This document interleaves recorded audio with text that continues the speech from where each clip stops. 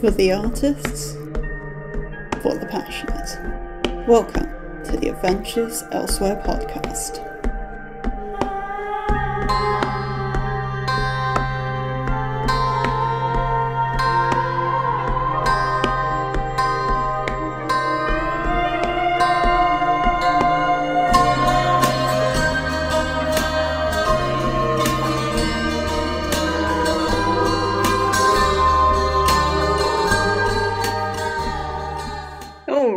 Hello everyone and welcome back to the Adventures Elsewhere podcast, or welcome if it's your first time. I am your host Jade Black, and today I'm talking about writing thrillers. And I want to clarify straight away, this is about writing just straight thriller, not a subgenre. And the reason I'm clarifying that is because this is part of, maybe the start, maybe not, who knows, of a sub-series about writing in different genres. And this isn't just going to be about thriller and thriller subgenres. There are going to be thriller subgenres, so political thriller is one I have planned. This is also going to branch out into many other genres, including fantasy, because I have actually written a fair bit of fantasy in my time. Also, not going to be just about writing novels either. I have an episode planned that's going to be writing for games. And because this is a bit more of a craft-based episode, I feel the need to say that, as always, I'm just here to talk about my craft, my process, what works for me, all of that jazz. That's the deal. That's why we're here. We're just artists talking about what we love, and what we love doing. So, why I love writing thrillers? Well, one thing is they're a bit shorter, generally speaking, so it's really hard to push a straight thriller above 80k. I mean, honestly, if you do that, it's probably just bloated and it's not going to have the correct pacing of a thriller. We'll come back to that a bit later. And to be honest, if you find yourself doing that naturally, you might actually not be writing thriller. You might actually be writing noir instead, because it can be quite hard to tell the difference sometimes, especially if you're a hardcore pantser like me. More about why I love writing thrillers. I mean, they're what I love to read, and it handles a lot of dark subject matter, a lot of deep narrative, deep personal questions, a lot of tough subject matter, and I don't know, that's, I guess, cathartic as much as anything, and yeah. I really enjoy writing thrillers and the fast pace, and I did mention in one of my previous episodes, it might have been the microfiction episode, that writing thriller sometimes feels like, because the scenes are generally pretty short, it can feel like stringing together a bunch of flash or micros, and obviously that needs to be fixed a bit in edits. But as someone who started in flash and micro, that's a lot of fun for me. I think a reason why thrillers are really good to try, I mean, if you're looking at trad pub and thrillers just don't mix anymore, so, but, you know, fuck trad pub, honestly. But why thrillers are actually good to try is because thrillers fucking sell, for starters. I mean, I asked a question as a prompt host a while ago, and while my prompts are tailored to darker literature, honestly, I would say at least half of the people who do the prompts are not in darker literature. There are fantasy writers, sci-fi writers, romance writers, all kinds of people do my prompts, and almost everybody said their go-to genre to read was thriller. So that's one reason. But another reason why thrillers are good to try is they get adapted more than really, I would say, any other book genre. If you look at Amazon Prime thrillers, and I would say it's just because that's what I'm most familiar with, then a lot of the time, actually, you'll see based on the books by. That happens a lot, and another example of that, though this is political thriller, is The Diplomat on Netflix was originally a book series as well. Worth bearing in mind. In terms of just a straight thriller that I've actually written, the only book that I feel actually falls into this category is Black Executioner, which is the book for a certain Mr. I. Nagashima. All of the other determined ones do fall into subgenres. I'm just trying to have a think about other books I have planned that might fall into straight thriller. There might be a couple, but we'll see when we get there, and for some of those that's going to be probably a while away, so don't hold me to it. So one thing I've noticed writing not only straight thrillers, but this also applies to a lot of thriller subgenres, and the common elements I've noticed, and I think honestly the number one almost I would say core element of a thriller is time crunch. It's always, and this is where the pacing comes in as well, and word count, is time crunch. Thrillers are often have a very much on the clock feel, even in a world like mine that doesn't have clocks. You very much get the I need to do this before it's too late, before more people die, before whatever, and the timeline's always really tight, and that's kind of a core thing with thrillers. I mean, maybe not so much with political thrillers, although really it depends what kind of political thriller you're writing, and there's always an element of that, so. But that's for that episode, really. With a straight thriller, time crunch is absolutely definitely a thing I've always noticed and always felt, and I think invoking that can make a really good thriller.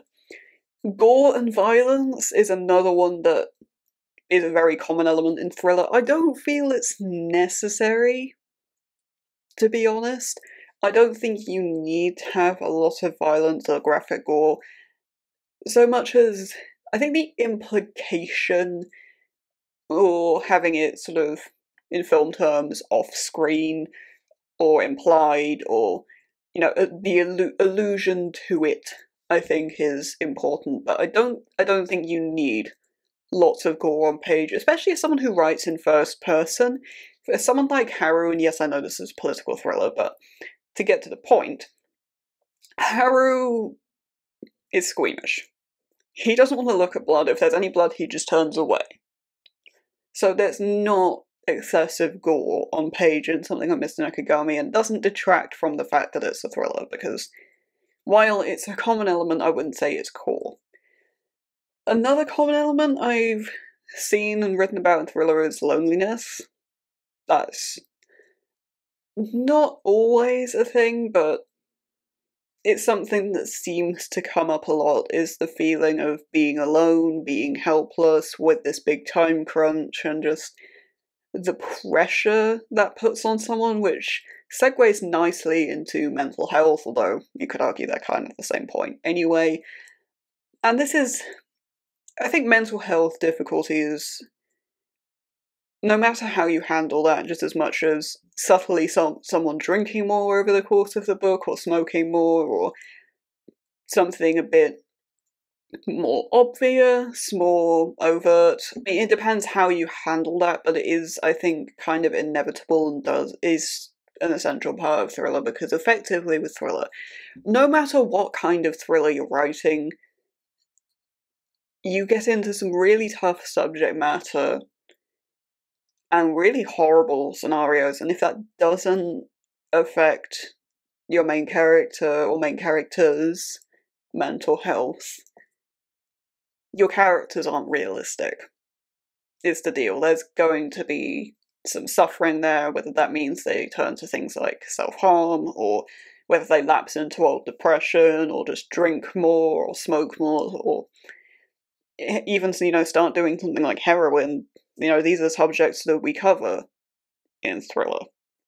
Another thing I've noticed, and I think this does tie into mental health as well, and time crunch in particular, not me talking about my own experiences in life, but sleep deprivation. And this is actually a really big plot point in Black Executioner.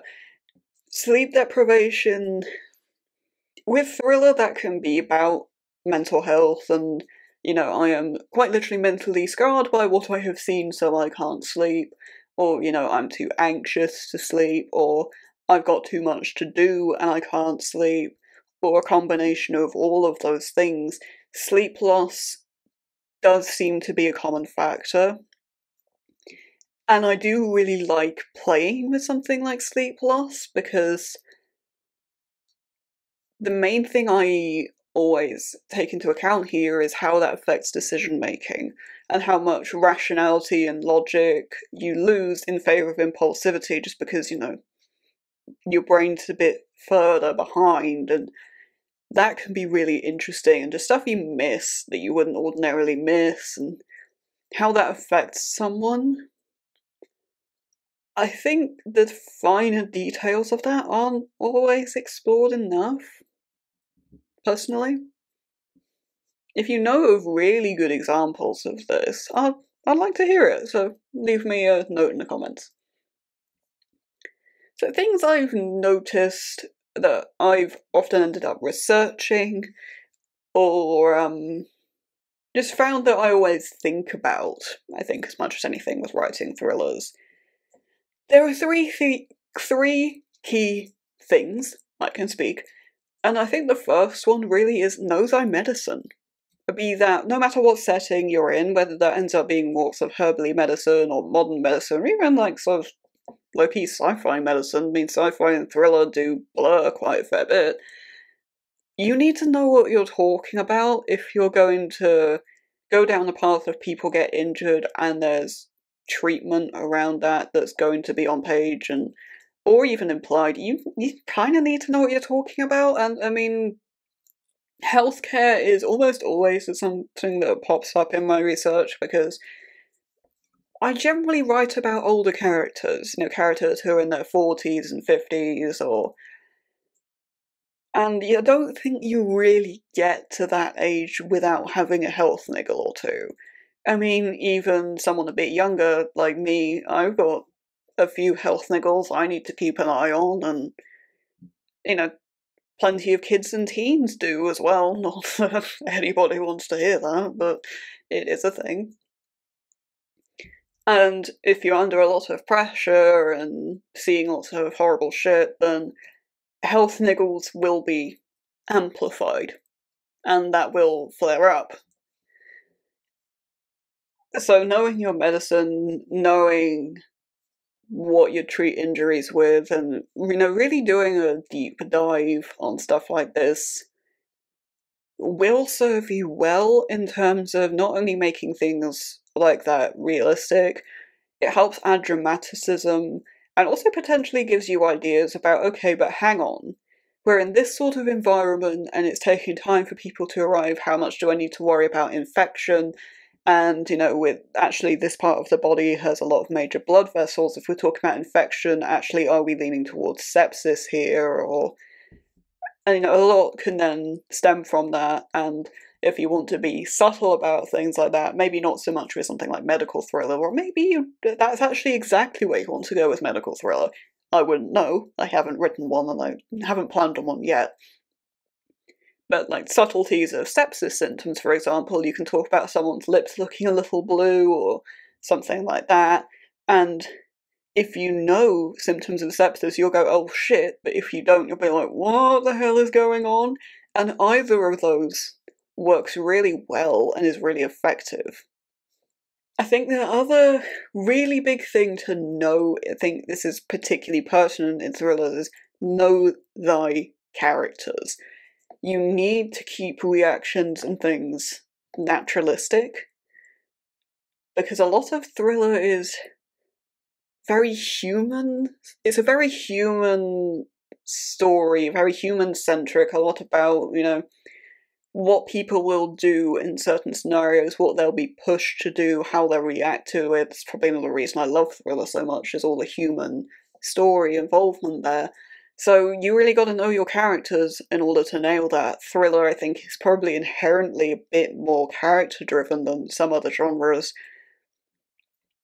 And maybe it doesn't lend itself to plotting quite so well, but I mean, my only time being a hardcore plotter, everything kind of flopped, so I think you probably can plot a really good thriller, but you need to do a lot of character work first or while you're plotting if you're going to do that, because so much of it is character driven, character focused, and about how people react, even in something really, really high stakes, say it's, some sort of nuclear whatever, then there is that famous story in the Cold War of, is this cloud a nuclear missile? We think it is, press the button, and your man says no.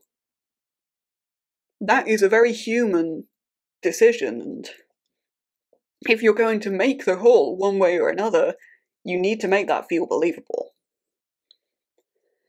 I think the other really important thing with thrillers is know-thy timing.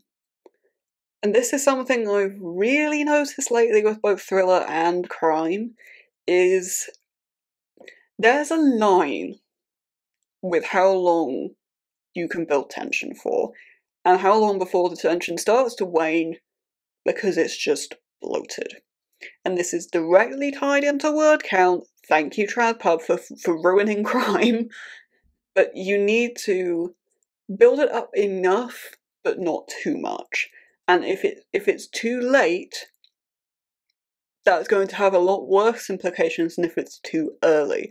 If it's too early and things come a bit out of nowhere, that's actually really good in a lot of thriller, and also horror.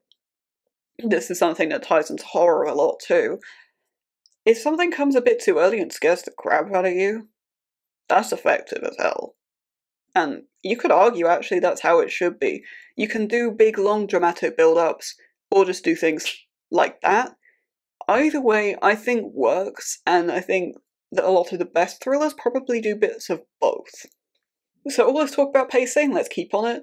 Thrillers are, generally speaking, pretty fast-paced, so you gotta be able to keep up with that. I think one thing I've noticed with thrillers is you have to keep a lot in your head, and while I'm well suited to that, and it's what I choose to do anyway, there are a lot of things you need to keep track on and keep tabs on all the time, and it's not always very easy. I'll talk about build-ups. I think enjoying the silence. I've got on the note here, enjoy the silence for you Depeche Mode fans out there. The quiet moments in thriller are really important.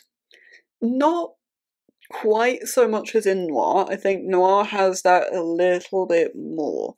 But in thriller, the quiet moments, where the character is effectively sort of semi-suffering in silence or outright suffering in silence, I think that can really, really hammer home the feel, the pressure, the creeping dread, all of those things that make thrillers so damn good. The quiet moments are always important in any story, so that the louder, dramatic moments have more impact, but in thriller, that quiet suffering, that's the shit. I think the other thing with thriller, and this is coming from the lens of writing adult fiction, for what it's worth, no YA thriller is a thing, though I don't think MG thriller really exists for, I would argue, obvious reasons, but I think with adult thriller in particular, don't be shy of handling a lot of really tough subject matters, and potentially a lot of gore and detail of things like that, particularly if you're leaning more towards crime. Part of the point of thriller is that it leans really hard into a lot of stuff about, death and grief, and there's a lot of substance abuse as well, a lot of the time, particularly in more modern settings, and a lot of the really tough sides of mental health and, mental breakdowns and shit, and that's really hard material, but that's the point, so don't shy away from that, much as it might be difficult to write and research, and, take care of yourself, make sure you take breaks when you need to, and all of that sort of stuff, but if you gloss over that in something like thriller, where that's key character motivation and potentially key plot details, if it's, about where the blood is, and hang on, this body was over here and looked like this and had this injury, so hang on, this blood splatter doesn't necessarily make sense. You need to be specific about stuff like that. I've noticed with thriller that older characters, the characters you often need to keep an eye on, whether that be allies or not, or unclear. There's a bit of a saying in my world of, if you're old, then you're not stupid. There are a few variations on that, but particularly in a thriller kind of a setting, if they've lived to be old, there's probably a reason for that. They probably know something, or they've done something, or, there's a reason for that, so you want to keep an eye on them, regardless of where you think their allegiance lies, because also they could be very good at hiding that. And Haru is as fine an example as any, particularly in Black Executioner. It's like, oh yeah, he's just this guy, and he's like, excuse me, not that simple. I know a fair few things, and I can do this and that, and like, okay, now I need to write a book about you. I think another one I've really noticed with thrillers is the quiet ones as well. The characters who are quietly in the background can often be the most key characters in the story, because, again, they're often quiet for a reason, because either they've been sworn to secrecy through one thing or another, or they know too much, or they've seen too much, and they don't necessarily know who to talk to that about, because who can you trust in a thriller, and all sorts. I think the family in thriller as well, I might be slightly biased on this one because family is such a major theme in the Determined Ones. And I know in a lot of thrillers, the protagonist is like the family reject, so it's not necessarily universally applicable, but I've noticed in a lot of cases, for me personally, that the family plays an important role in terms of sometimes you need to keep things from the family. Sometimes they ask too many questions that either it's not safe for them to answer, or you don't know how to answer, or you just don't feel comfortable answering, but also keeping the information from them isn't necessarily the right thing to do. I mean, this is something in particular with I being a father. How much do you tell this kid who is, yes, they're a sort of adult kid, but at the same time they do have touches of immaturity and ignorance and almost innocence, misplaced innocence and trust in some places, and how do you balance that with them knowing that you're withholding information? That was something I didn't expect to enjoy and get so involved in with writing Black Executioner, but it was a really good, really interesting exercise, if nothing else. I think that's about all I have for today. But as I said at the beginning of the episode, there will be more episodes like this, not just about thriller and thriller subgenres, but also genres quite far outside that, so fantasy is one I have planned, and also media outside novels as well. That is something I do have planned. If you don't want to miss that, the best way to avoid that is to subscribe, because, I mean, I don't know when anything's coming out, and as and when I get interviews, all those sorts of things will change even if I did have a schedule, which is one of the reasons why I don't. So, talking of interviews, if you are published or on the way, and you would like me to interview you, please do get in touch. I'd love to be a part of your journey. You can do that via email, that's jade42black@gmail.com. There is a list of things I want to know in the description, in your initial contact. Please include those things so that if and when I get inundated, I don't have to give automatic no's, because that's no good for anybody. That's the deal. Worth noting for interviews, Indie and Self Pub, you are the people I want to hear from most. If you're Trad Pub, that doesn't necessarily mean I won't talk to you.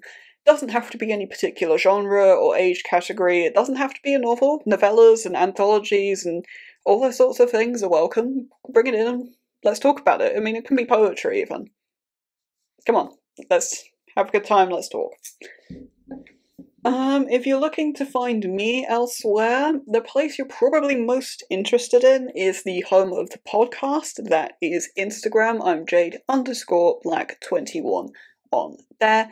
On Instagram, you'll get advance notice of when episodes go live and what they're going to be, which is maybe particularly important for a sub-series like this if you're looking out for a particular subgenre or genre for me to cover. You'll also get little soundbite teaser reels and other things as and when I experiment with them. So that's Instagram. If you want to hear more about my writing, that is Twitter, that is JadeBlack21. But until next time, you have a wonderful rest of your day. Thank you for listening. If you enjoyed this episode, please consider leaving a like. It helps the channel a lot. Intro and outro music by me.